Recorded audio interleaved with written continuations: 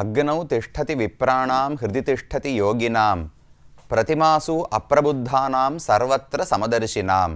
பகவான் ஸ்ரீமன் நாராயணன் எத்தனையோ இடங்களில் இருந்தாலும் அர்ச்சாவதாரமாக நமக்கு கண்கூடாக தெரியும்படிக்கு கோவில்களிலே காட்சி அளிப்பதுதான் நமக்கு அவர் செய்யக்கூடிய பெரிய உதவி. கோவில்களே இல்லாவிட்டாலும் பகவான் இந்த உலகத்தில்தான் இருக்கிறார். எல்லா பொருள்களுக்குள்ளும் நீக்கமர நிறைந்து இருக்கிறார். தூணாக இருந்தாலும் துரும்பாக இருந்தாலும் பகவான் இல்லாத இடமே கிடையாது.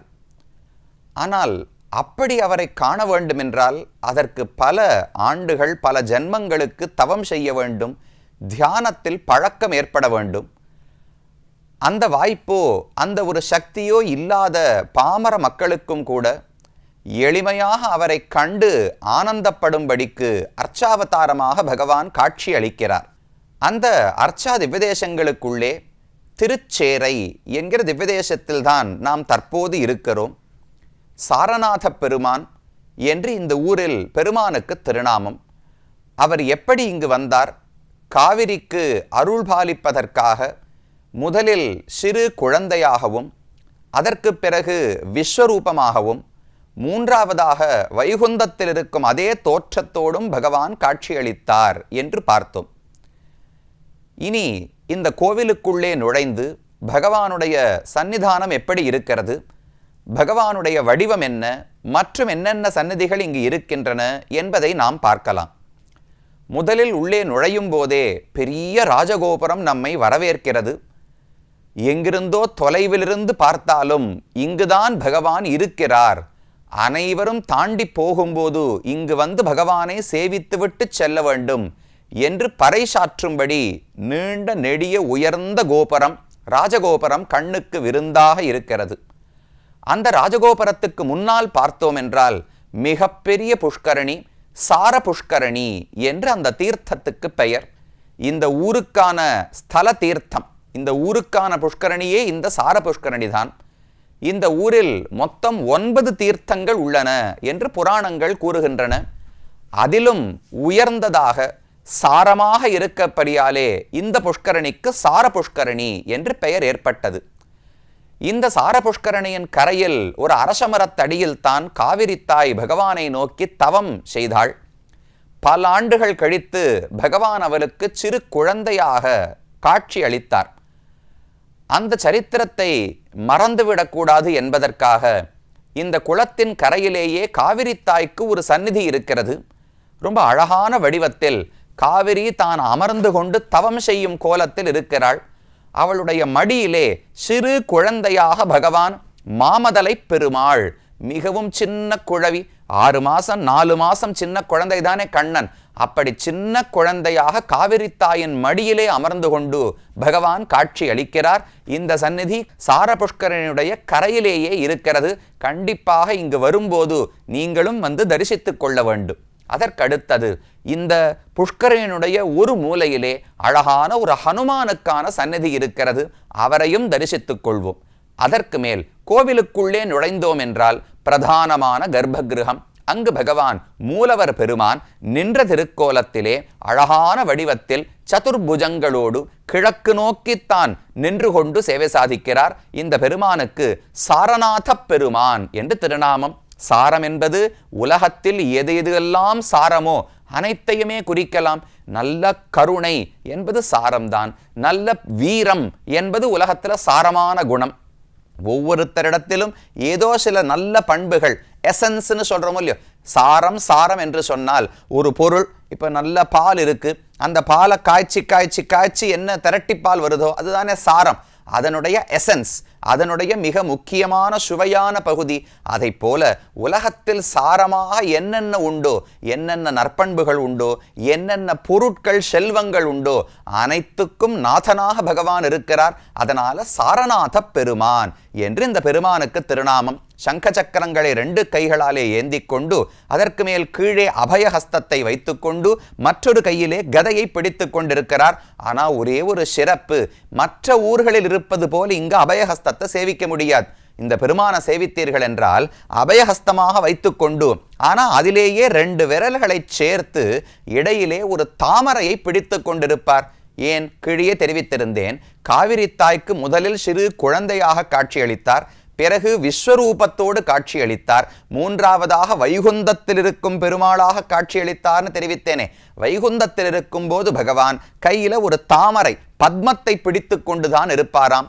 அதனால இந்த சாரநாத பெருமானை சேவித்தோம் என்றால் அபயஹஸ்தத்தை வைத்துக்கொண்டு அதிலேயே ஒரு சின்ன தாமரை மலரை தன்னுடைய கையில் இடுக்கி பிடித்து கொண்டு பகவான் சேவை சாதிக்கிறார். ரொம்ப ஆச்சரியமான திருமேனி, உயர்ந்த திருமேனியோடு பகவான் பளபளவென ரொம்ப அழகாக சேவை சாதிக்கிறார். மூலவரை சேவித்து கொண்டோம். அவருக்கு 2 பக்கங்களில் காவிரி தாயும் மார்க்கண்டேய மகரிஷியும் காட்சி அளிக்கிறார்கள். மார்க்கண்டேயரும் இந்த பெருமானிடத்தில் மிகுந்த பக்தி உடையவர். ஒரு அரசன், சோழ அரசன் சத்தியகீர்த்தி என்று அவனுக்கு பெயர். அவனுக்கு ஒருமுறை பிள்ளை பேறு வேண்டும் என்கிற ஆசை இருந்தது. அதனால மார்க்கண்டேய மகரிஷியை அணுகி கேட்டபோது அவர் தெரிவித்தாராம், சாரநாத பெருமானை போய் சேவித்தாய் என்றால் உனக்கு குழந்தை பிறக்கும் என்று. அவனும் இங்கு வந்து பெருமானை சேவித்து புத்திர பாக்கியத்தை அடைந்தான். இந்த கோவிலுக்கு பல கைங்கரியங்களையும் செய்தான் என்று வரலாறு கூறுகிறது.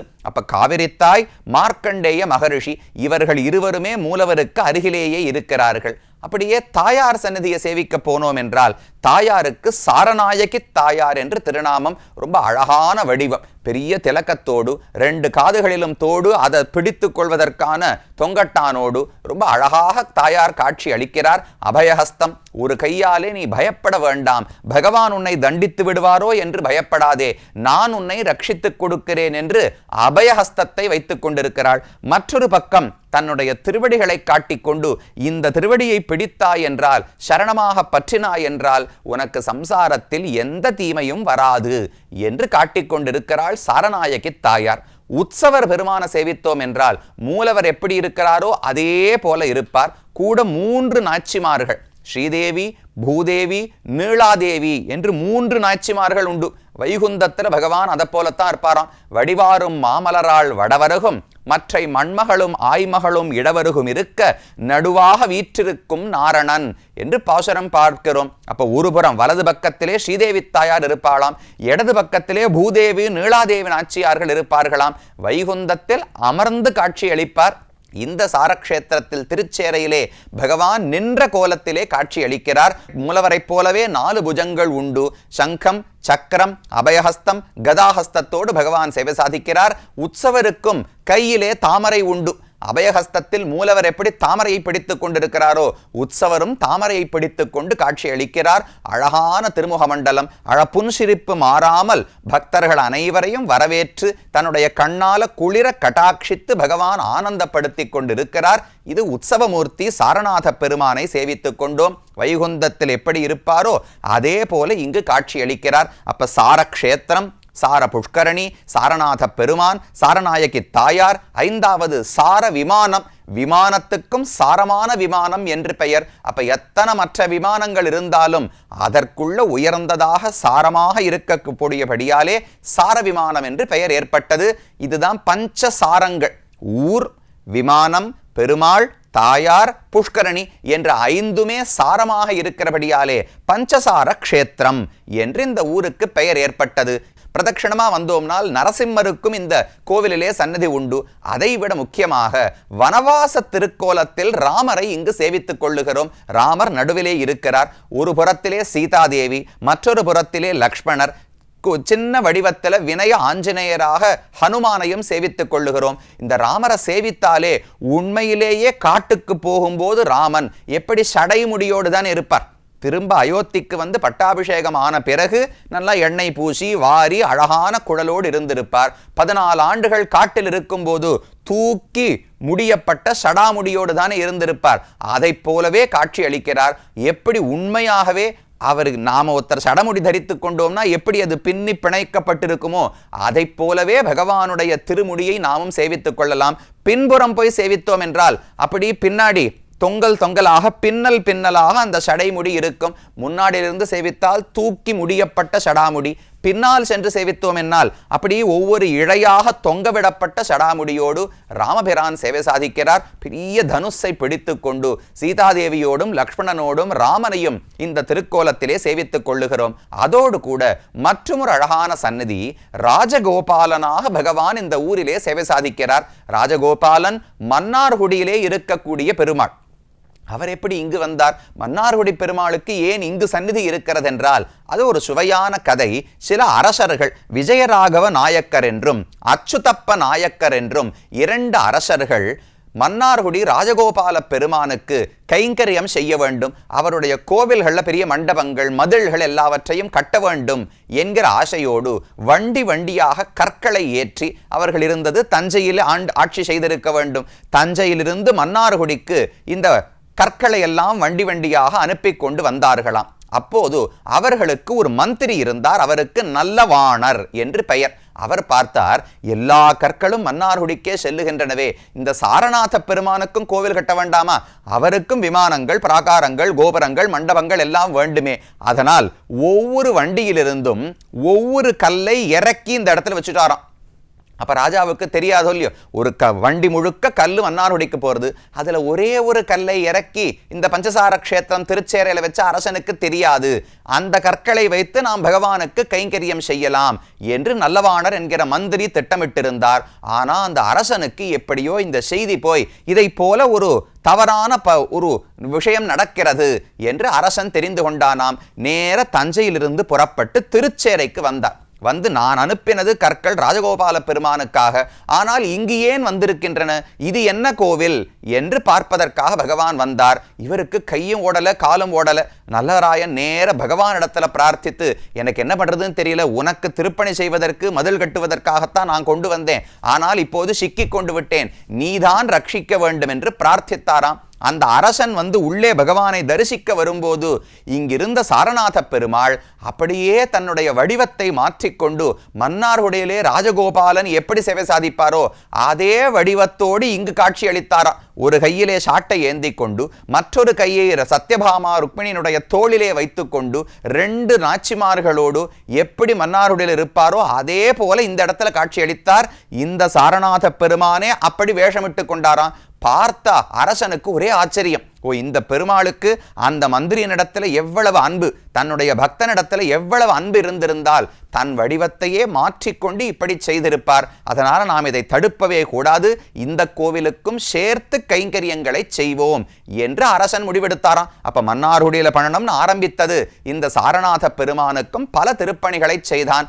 அதற்கு ஒரு நினைவாகத்தான் இந்த ஊரிலும் ராஜகோபால பெருமானுக்கு ஒரு சன்னதி உண்டு. 2 தாயார் ருக்மிணி சத்யபாமா நாச்சியார்களோடு கண்ணனாக ராஜகோபாலனாக காட்சி அளிக்கிறார். அவருடைய திருவடிக்கருகிலேயே கோபிலர் கோப்பிரளயர் என்று 2 ரிஷிகள், அவர்களுக்காகத்தான் மன்னார்குடியில பகவான் காட்சி அளித்தது. அவர்களும் அந்த விக்கிரகத்திலேயே எழுந்தருளி அருகிலே இருக்கிறார்கள். இப்படி ராஜகோபாலனாக காட்சி அளித்தார். இங்கிருக்கக்கூடிய கண்ணாடி அறை மண்டபம், அந்த மண்டபத்தினுடைய தூண்களில் பார்த்தோம் என்றால் அந்த விஜயராகவ நாயக்கர், அதே போல் அச்சுதப்ப நாயக்கர், அவருடைய மனைவியார், இந்த மந்திரி, இவர்கள் அனைவருக்குமான சிற்பங்களையும் நாம் தரிசித்துக் கொள்ளலாம். இப்படி ஒரு பக்தனுக்காக தன்னுடைய வடிவத்தையே மாற்றிக்கொண்டு பகவான் காட்சியளித்தார் என்கிற பெருமை இந்த திருச்சேரை எம்பெருமானுக்கு உண்டு. ஆக என்னென்ன சந்நிதிகள் உள்ளன என்று பார்த்தோம். அடுத்ததாக திருமங்கையாழ்வார் தான் இந்த ஊரை பற்றி பாடியிருக்கிறார். என்ன பாசுரங்கள் எப்படி அனுபவித்தார் என்று அடுத்து பார்ப்போம்.